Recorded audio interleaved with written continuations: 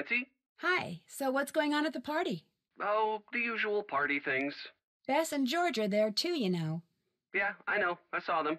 And Minky McNabb. Yeah, I saw her too. Ned, are you hiding from her? No. Why would I be hiding from Minky McNabb? Because it's a well-known fact that if she's at a party and she detects a cute, unattached male... She goes after him like a heat-seeking missile. Okay, so maybe I have been avoiding her. You can't let her ruin the party for you like that. I know. Look, don't worry. I'll figure something out. In the meantime, let's just talk about what you've been doing, okay? Every once in a while, I hear this weird wailing sound, but I can't tell where it's coming from. Has anyone else around there heard it? I don't want to say anything to Kyler about it because I'm afraid it'll freak her out. And I'm not sure I trust anything Mr. Black Eye has to say. What about the caretaker? Mr. Delaney, true blue Irishman that he is, thinks I heard a banshee. A banshee? As in the creature that supposedly wails before someone dies? Right. Well, technically it's a fairy, not a creature. You don't believe him, do you? Of course not. It sure is a creepy sound, though. For which there's a logical explanation, I guarantee it. I'd really like to get into the tower of Castle Malloy. What's stopping you? The lack of stairs, for one thing. There are no stairs? They were destroyed along with half the castle in a mysterious explosion during World War II. Apparently the guy who lived here then, Brendan Malloy, was some kind of mad scientist. Why do you want to get up in the tower so bad? I saw some strange lights coming from inside it. I can't help but think it might have been Matt. Why would he be up in a tower? Maybe that's where he's hiding out. You just said there's no way to get in. I know, but maybe... He learned how to fly. You're not helping, Ned. Sorry, Nancy. I'll let you get back to the party. Just be careful over there. I will. Talk to you soon.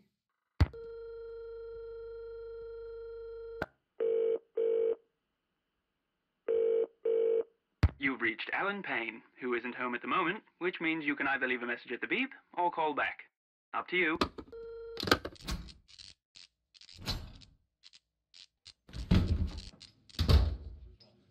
What's on your mind, then? I'll let you drink your crow's nest in peace.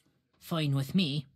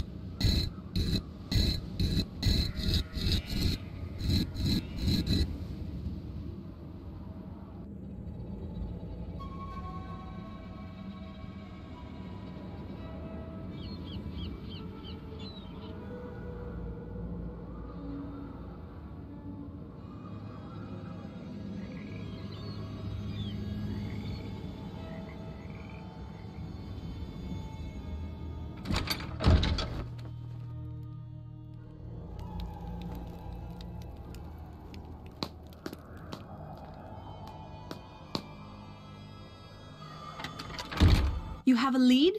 I'll let you get back to your reading. As soon as you find out anything, let me know.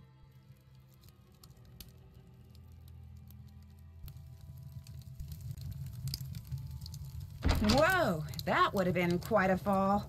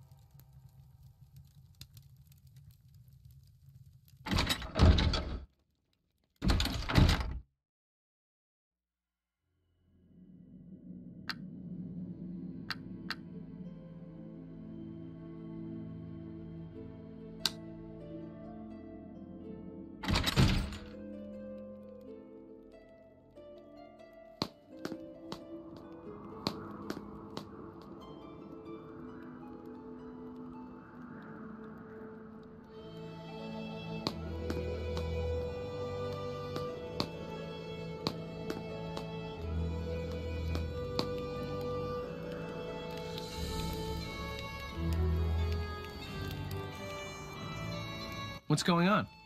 If you weren't going to be the best man, how come you came out here so early? I volunteered to help get everything set up, and Matt and Kyler took me up on it. I'm pretty good friends with Kyler, too. In fact, I'm the one who introduced her to Matt. How long ago was that? A little less than a year ago. They both claimed it was love at first sight, and it seemed like it really was, right up until a couple of days ago. You sure do ask a lot of questions. Wait a minute. Nancy Drew. Kyler told me about you. You're the girl who likes to play detective. Well, it's just, kind of a hobby. Although Kyler did say it'd be nice if I could find Matt. Well, you're not going to have any luck doing that. Old Matt is long gone. Kyler says sometimes she hears Matt's voice, only it's very faint and muffled. Do you ever hear him? No. Man, Kyler must be losing it or something, because I'm telling you, Matt is not here. The caretaker seems to think you're the one who should be getting married here, not Matt. Yeah, well, in case you haven't noticed, that guy's got several screws loose. I just happened to mention that 3 out of my 4 grandparents were born in Ireland, and now whenever he sees me, he gets this weird look in his eye. But you don't think he had anything to do with Matt's disappearance? No. I mean, I'm not gonna lie. He and Matt did not get along. They were always at each other's throats, arguing about the stupidest things. Even those leprechaun gnome things out in the garden. Donal had a fit one day when he saw Matt messing with them. And when Matt announced he was going to stay in the haunted nursery, I thought the guy was going to burst a blood vessel, he turned so red. But Matt disappeared on his own, not because of anything Donal did. I mean, the old coot's not that crazy. Is he? From the looks of that picture I found over there, it looks like you and Kyler used to be a lot more than friends. Yeah, we dated for a while, until it finally became obvious that we were better as a couple of friends than as a couple. No biggie. That discussion you had with Matt, come on, really, what was it about? It was about Kyler. I was asking Matt whether he had truly thought through what being married to her was going to be like. The more questions I asked, the more nerves I struck, and the more uncomfortable and angry he became, until finally... He gave you that shiner. He stomped upstairs to the nursery. Next day, he disappeared. Obviously, the things I said got to him. So if I seem a little guilty to you, it's because I am guilty. It's my fault that Matt walked out on Kyler. Simple as that. Have you ever been up in the tower? You saw the stairs, or what's left of them. There's no way to get up there. I could have sworn I saw lights coming from it. Perhaps it was the good people come a-calling on their good friend Donal. Or maybe it was just reflected moonlight or something. So if you're thinking Matt's up there, forget it. Ain't no way. I'll see you later, okay? Keep it real.